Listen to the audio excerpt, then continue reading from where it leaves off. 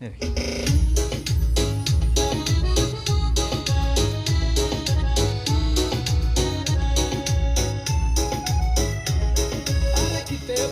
नमस्कार दोस्तों, कैसे हैं आप सब। आप सभी का स्वागत है हमारे YouTube चैनल पर। और आज की कहानी हनीमून के 4 दिन बहुत ही सुखद बीते 5वें दिन का अंतिम भाग।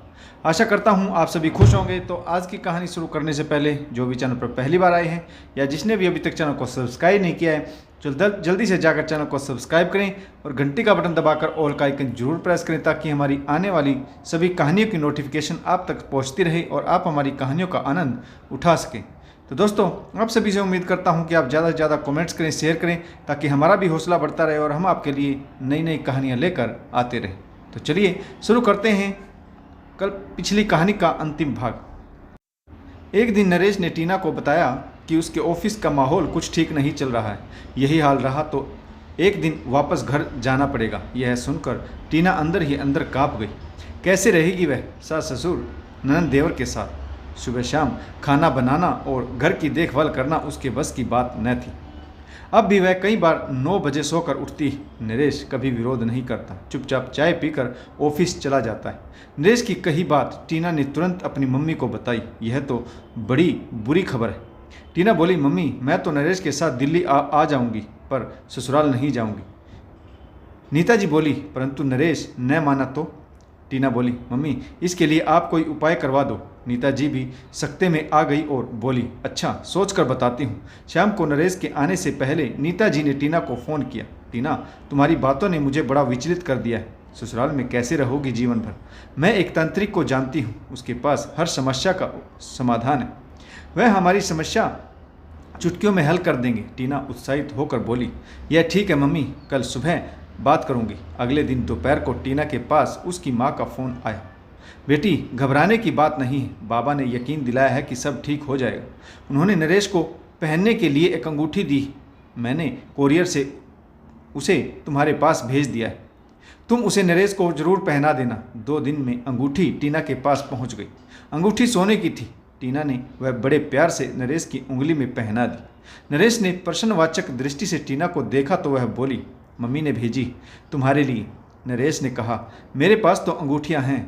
टीना बोली, यह स्पेशल है, बड़े सिद्ध बाबा ने दी है। इसे तुम्हारे दफ्तर के सारे कष्ट दूर हो जाएंगे। नरेश ने अंगूठी पहन ली। टीना आश्वस्त हो गई। एक दिन नीता जी का फ़ोन फिर से टीना के पास आया। वह बोली, बेटी तांत्रिक बाबा ने एक छोटा सा अनुष्ठान करवाने के लिए कहा है। तुम्हें 15 दिन के लिए मायके आना होगा। मैंने सारा बंदोबस्त कर लिया है। तुम इस बारे में नरेश से बात करना, इससे तुम्हारे जीवन की हर समस्या का हल हो जाएगा। शाम को टीना ने नरेश को मम्मी से हुई पूरी बात बता दी। उसके मायके जाने की अनुमति ले ली। नरेश स्वयं उसे दिल्ली छोड़कर मुंबई आ गया। नीता की चाल कामयाब हो रही थी। वह दामाद पर वशीकरण चाहती थी, ताकि बेटी का दामाद पर पूर्ण आधिपत्य हो जाए और वह पत्नी के सामने पूंछ हिलाता फिरे। माँ बेटी नियम से बाबा के पास जाती और घंटों अनुष्ठान में लगी रहती। इन 12-13 दिनों में बाबा ने अनुष्ठान के नाम पर हजारों रुपए उनसे ठग लिए। आखिर वह दिन आ पहुंचा जिस दिन माँ बेटी को इंतजार था।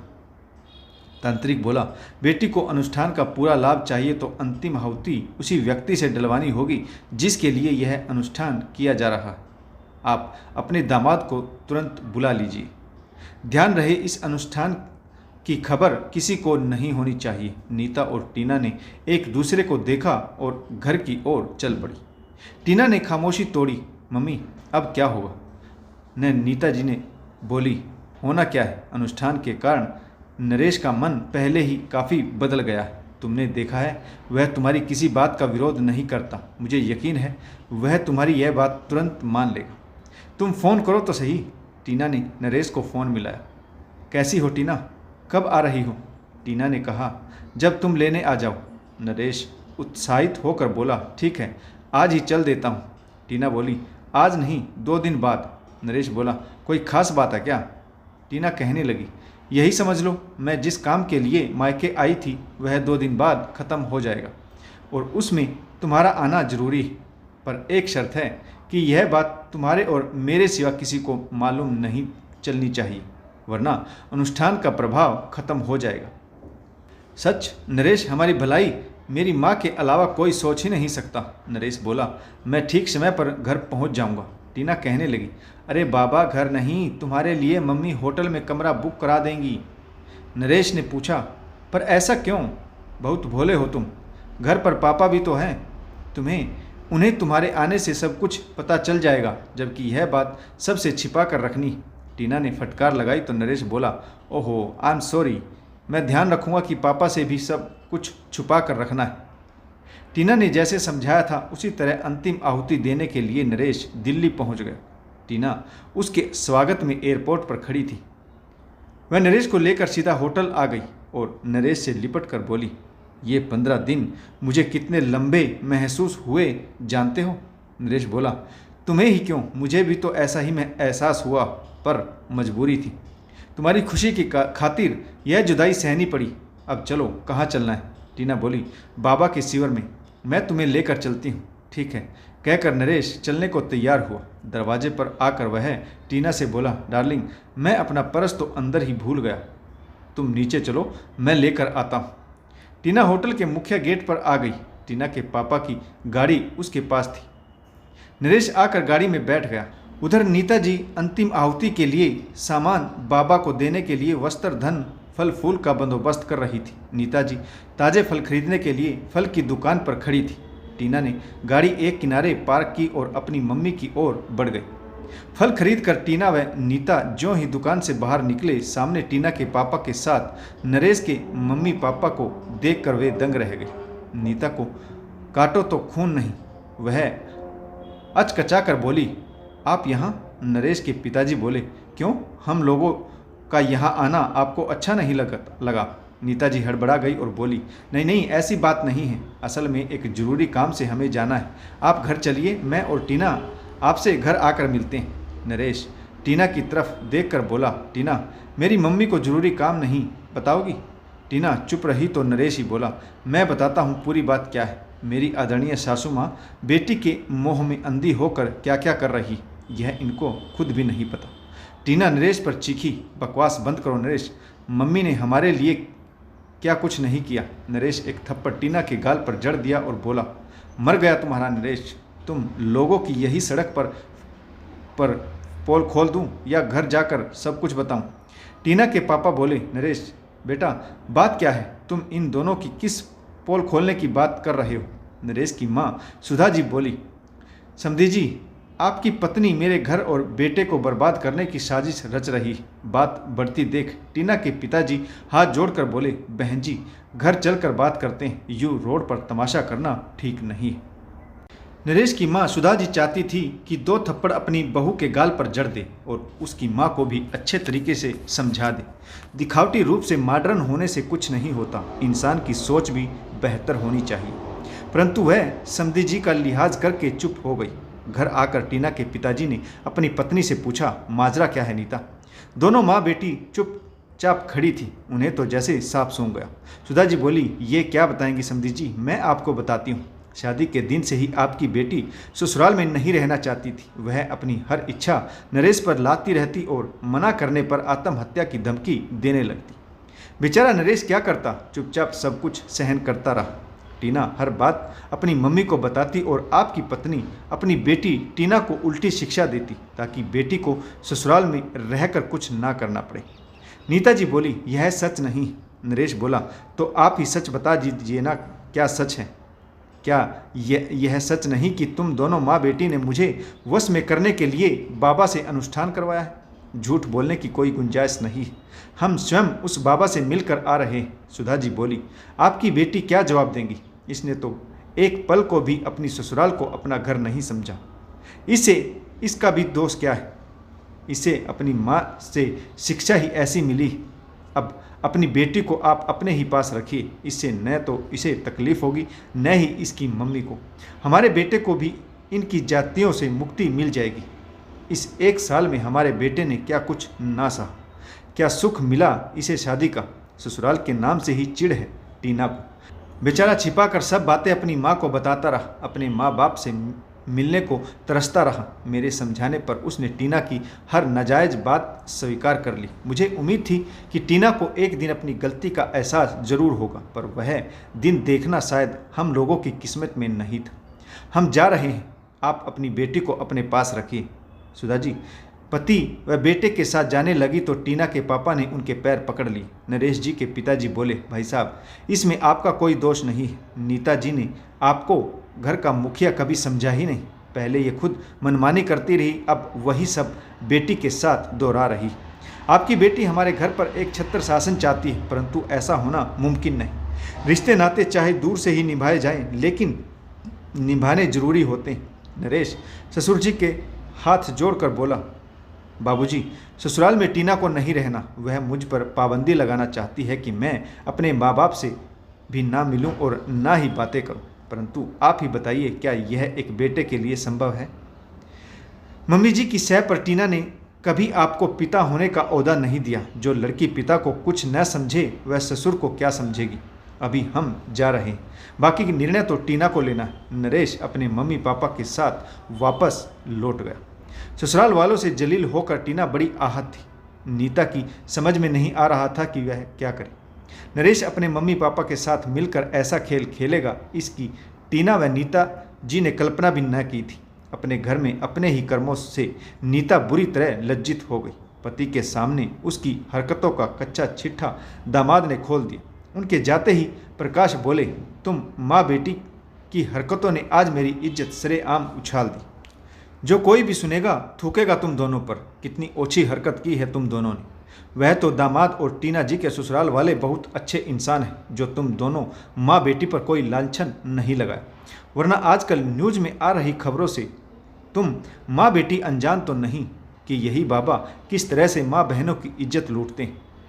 अब तुम दोनों मुझे यह बताओ कि तुम दोनों ने उस बाबा को सिर्फ पैसे ही दिए हैं या अपनी लाज भी लुटवा चुकी हो। आज पहली बार प्रकाश की बातों का नीता ने पलटकर जवाब नहीं दिया। नीता जी विनम्र स्वर में बोली, ऐसा कुछ नहीं हुआ। वह बाबा बुजुर्ग इंसान है, उन्होंने हमारे साथ ऐसी कोई हरकत नहीं की। प्रकाश जी गरज कर बोले, सब जानते हैं यह ढोंगी बाबा कितने बुजुर्ग और लाचार होते हैं। बुजुर्ग आदरणीय होने की ओर में ही यह लोग अपना नंगा खेल खेलते हैं। अब मैं समधी जी को किस मुंह से कहूं कि वह तुम माँ बेटी को माफ़ कर दे। नीता जी को गुमसुम देखकर टीना बोली, मम्मी, जो होना था सो हो गया। शायद मेरे भाग्य में यही लिखा था। अब मैं आपको छोड़कर कहीं नहीं जाऊंगी। नीता जी बोली, तुम्हारे ससुराल के रास्ते मैंने अपने हाथों बंद किए हैं बेटी, उन्हें खोलना मेरा ही फर्ज है। यह कहकर नीता जी ने अपनी ननद को फ़ोन मिलाया और सारी बातें ज्यों की त्यों उन्हें बता दी। रमा ने भाभी की कही बातें सुनी तो उनके पैरों तले से जमीन खिसक गई। उसने ही टीना का रिश्ता अपनी ससुराल के दूर के रिश्ते में तय करवाया था। वह आश्वासन देते हुए बोली, भाभी तुम चिंता मत करो, मैं टीना के ससुराल वालों से बात करूंगी। नीता जी आनंद के सामने गिड़गिड़ाने लगी, रमा मुझे माफ़ कर दो। यह बात लोग सुनेंगे तो कहेंगे कि दामाद ने ही मेरी करतूत को मेरे ही घर में सबूत सहित सबको दिखा दिया। मेरे लिए तो चुल्लू भर पानी में डूब मरने के अलावा कोई दूसरा रास्ता नहीं। रमा बोली, भाभी हिम्मत रखो, जिंदगी के रास्ते एकदम सीधे नहीं टेढ़े मेढ़े होते। एक रुकावट आने से मंजिल नहीं छूटती, रास्ते का फेर बढ़ जाता है। टीना को तुमने लापरवाह बनाया तो सुधारना भी तुम्हें ही होगा। नीता जी बोली, मैं सब कुछ करने को तैयार हूँ, बस टीना को इस बदनामी से बचा लो। एक अच्छी पत्नी का अच्छी बहू होना जरूरी है।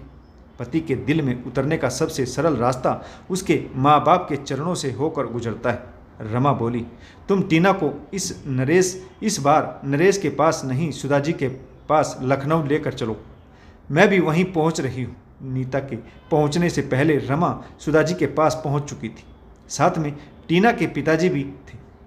रमा बोली, सुधा जी, टीना मक्कार नहीं भटकी हुई, उसे रास्ता दिखाना हमारा फर्ज बनता है। नीता के लाड प्यार ने आज उसे इस स्थिति पर ला दिया।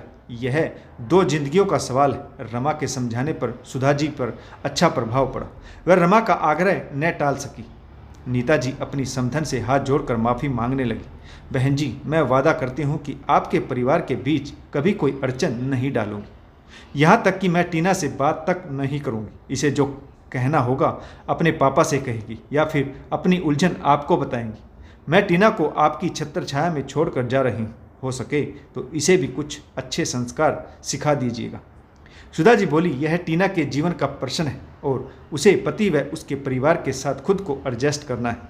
हम उस पर कोई बोझ नहीं डालना चाहते। टीना सास के चरणों में गिरकर बोली, मम्मी जी, मुझे आपकी हर शर्त मंजूर है, प्लीज़ मुझे यही रहने दीजिए। सुधा जी ने टीना को सीने से लगा लिया और बोली, यह घर तुम्हारा ही था बेटी, पर तुमने इसे कभी अपना नहीं समझा। तुम केवल पति तक सीमित होकर रह गई थी, परंतु पति की भी अपने माँ बाप के प्रति कुछ भावनाएं और फर्ज होते हैं, यह तुमने कभी समझा ही नहीं। टीना बोली, मम्मी जी, मुझे 1 महीने का समय दीजिए, मैं अच्छी बहू बनकर दिखाऊंगी। टीना का व्यवहार बिल्कुल बदल चुका था। वह 1 महीने तक अपने सास ससुर के पास रही, फिर नरेश उसे अपने साथ मुंबई ले गया। अब टीना की रुचि गृहस्थी में काफ़ी बढ़ चुकी थी। उसने खाना बनाना व घर को सलीके से रखना सीख लिया था। साथ ही वह पढ़ भी रही थी ताकि आगे चलकर अपने पैरों पर खड़ी हो सके और किसी तरह की फिजूल बातों से उसका दिमाग खराब ना हो। तो दोस्तों, आपको हमारी यह कहानी कैसी लगी कमेंट्स करके जरूर बताइएगा। इस कहानी में आपको किस पात्र की भूमिका अच्छी लगी यह भी कमेंट्स करके जरूर बताइएगा। अगर आपको हमारी कहानियाँ पसंद आती हैं तो लाइक शेयर और कमेंट्स करना ना भूलें, ताकि हमारा भी हौसला बढ़ता रहे और हम आपके लिए नई नई कहानियाँ लेकर आते रहें। तो दोस्तों, कहानी पढ़ने के लिए आप सभी का बहुत बहुत धन्यवाद। जय हिंद, वंदे मातरम, भारत माता की जय। जय जवान और जय किसान।